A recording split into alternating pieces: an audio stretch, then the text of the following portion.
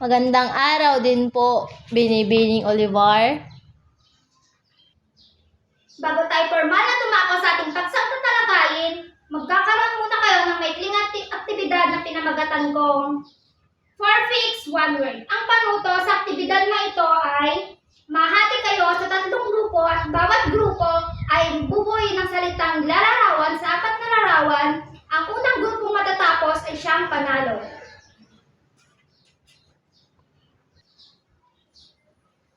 Naiintindihan ba ang panuto, class? Opo. Maaari na kayong magsimula.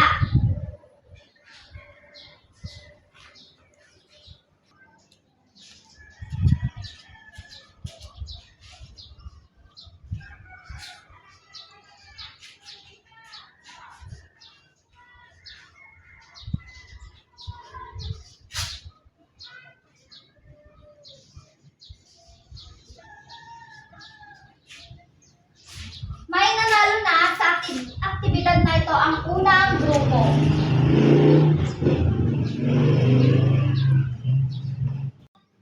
Base sa aktibidad ng inyong ginawa, may idea na ba kayo kung anong paksang tatalakayin natin ngayong araw? Patungkol po sa mga tradisyon, filosofiya at relihiyon sa Asya, ma'am. Mahusay! Ngayon, alam nyo na ang tatalakayin natin, class. Kung gayon, magsimula na tayo. Ang tatalakayin natin ngayong araw ay mga tradisyon, filosofiya at relihiyon sa Asya. Una, ano nga ba ang Olfeit Yantra? Ito ay kumakatawan sa relihiyon sa Asya. Bilang Asyano, may pagmamalaki natin na karamihan sa relihiyon at filosofiya at sa daigdig ay nanggaling sa Asya. At karamihan sa tradisyon at ugalian ay sinusunod pa rin hanggang ngayon sa kabila ng modernisasyon at namulat tayo sa pagkakaiba-iba ng mga kultura. Pakibasa. Ito ay ang tumutukoy sa pag-uugaling at paniniwala na ipinapasa sa loob ng grupo o lipunan na may simbolikong kahulugan o natatanging kahalagahan sa mga pinagmulan sa nakaraan. May idea ka ba kung ano ito? Sa palagay ko po, ma'am, tradisyon po. Tama, salamat. Ang tradisyon ay maaaring maipasa o may pamana ng inyong angkan sa pamamagitan ng pagsasayaw tulad ng Bangus Festival at pagkanta tulad ng Malinat Labi at pagsasagawa ng ritual at karaniwan nating ginagawa ang pagmamano. Ito ay natural na proseso na nangyayari sa ating lipunan. Pakibasa. Isang organisadong sistema ng mga paniniwala ng tao, seremonya, pananampalataya at alituntunin na ginamit upang sambahin ng isang Diyos o grupo ng mga Diyos. May idea ka ba sa iyong nabasa? Sa palagay ko po, ma'am, ito ay relihiyon. Tama, salamat.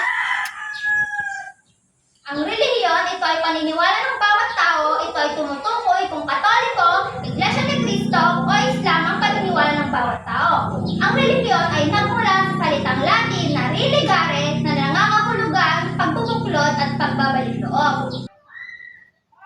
Filosofiya. Pakibasa. Ito ay tumutukoy sa pag-aaral ng kalikasan ng realidad at pag-iral kung ano ang maaaring malaman ng tama o maling pag-uugali. Ang filosofiya din ay tumatalakay sa realisasyon ng pinakamataas na katotohanan at banal na kalikasan ng mga tao. Salamat.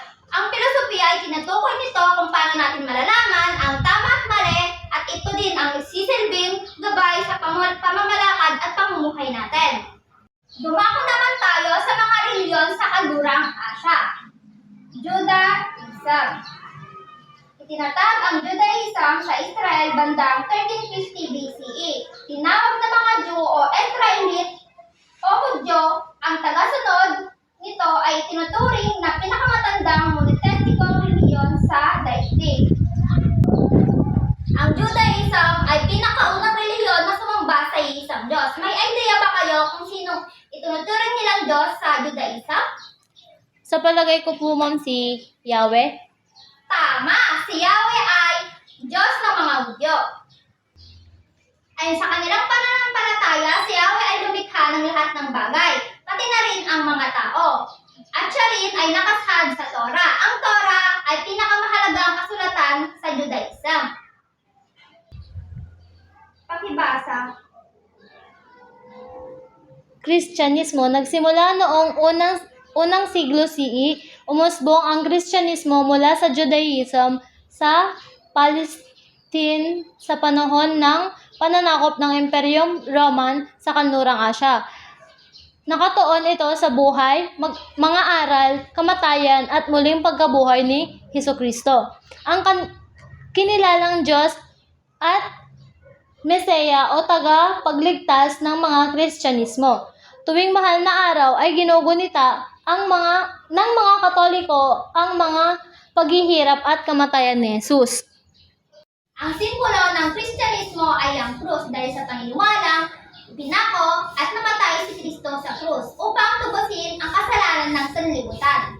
Pamilyar ba kayo sa pagpepenitensya class? Ito ay uri ng gawain na sinasabuhay tuwing mahal na araw. Bakit ginagawa ang pagpepenitensya class? Dahil ito ay paniniwala ng ibang tao na isang paraan para mabawasan ang kanilang kasalanan. Dumako naman tayo sa Islam. Pakibasa. Nagsimula ang Islam sa lugar na tinatawag na Mecca, na matatagpuan sa kasalukuyang Saudi Arabia bandang ika-700 taon. Salamat. Ang Islam, ang kinilalang Diyos sa Islam ay si Allah. Ito ay pangalawa sa pinakamaraming tagasunod sa kanlurang Asya. Matatagpuan ang paniniwala ng Muslim sa Quran, ang banal na aklat ng Islam. Pakibasa. Nagsimula sa Persia na ngayon ay Iran. Ang relihiyong ito bandang 600 CE sa pangunguna ng propetang si Zarathustra o Zoroaster. Ito ay tinuturing na di perpektong monotheismo dahil sa paniniwala sa dalawang Diyos. May idea ka ba sa iyong nabasa? Palagay ko po ma'am ito ay patungkol sa Zoroastrianism po. Tama, salamat. Si Zoroaster ang tagapagtatag ng Zoroastrianism. Sumamba ang mga Parsi sa dalawang Diyos na si Ahura Mazda bilang Diyos ng kabutihan at si Ahriman na bilang Diyos ng kasamaan. Ay sa kanilang paniniwala, ang buhay ay walang hanggang pagtutunggali sa pagitan ni Ahura Mazda bilang Diyos ng kabutihan at si Ahriman bilang Diyos ng kasamaan. Ngayon, tapos na tayo sa ating talakayan. May katanungan ba, class? Wala na po. Kung wala na, ako naman ang magtatanong. Ano nga ulit ang All Faith Yantra? Mamang All Faith Yantra, ito ay kumakatawan sa mga relihiyon sa Asya. Tama, salamat. Ibigay naman ang apat na mga reliyon sa kanlurang Asya. Ma'am, ito po ay ang Judaism, Kristyanismo, Islam at Zoroastrianism. Tama, salamat. Bakit naman halagang malaman ang mga tradisyon, relihiyon at filosofiyang nagmula sa Asya? Ma'am, kasi po mahalagang malaman natin ito dahil malaking impluwensya sa ating pamumuhay, pagpapahalaga at pag-uugali. Tama, salamat. Mahusay na po dunay nyo nga nakinig at may natutunan kayo sa ating tinalakay ngayong araw.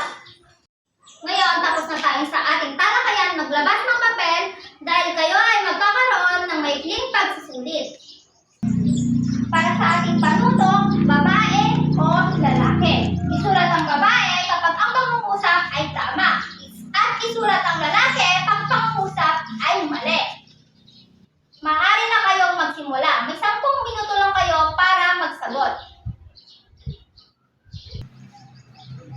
Tapos na ba, class? Opo.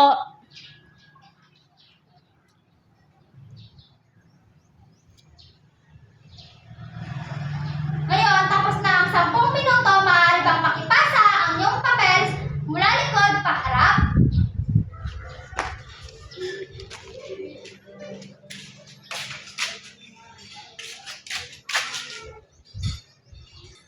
Para sa ating kasunduan, basahin at unawain ang susunod na tatalakayin, aklat ng Grade 9 Economics, ang sektor ng agrikultura, pahina 370 to 396. Paalam, Grade 7, Emerald. Paalam po, Binibining Olivar.